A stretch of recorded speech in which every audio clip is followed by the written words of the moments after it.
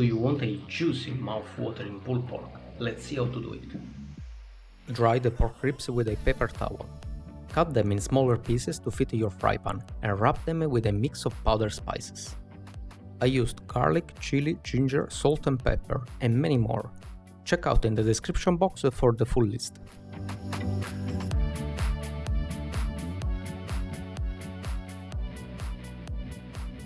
Sear the ribs from all sides, nice and slightly brown to give a smoky flavor. Place them in a tray and we will start with our sauce.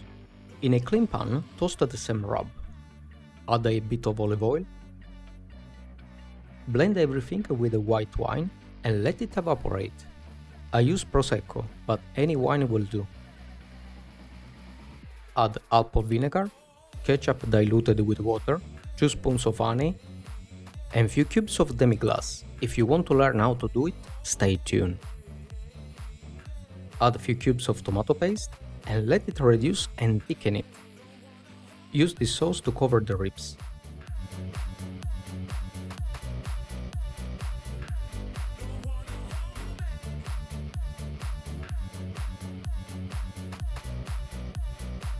Cover the tray with aluminum foil and bake it at 150 degrees for 3 to 4 hours, until the meat slides out of the bones.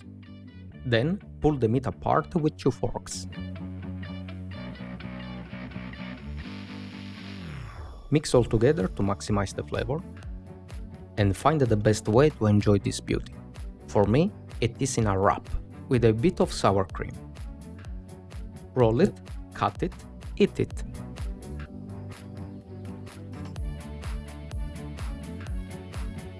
Is your mouth watering right now? Mine too. I will prepare another one for myself. See you in the next video. Ciao!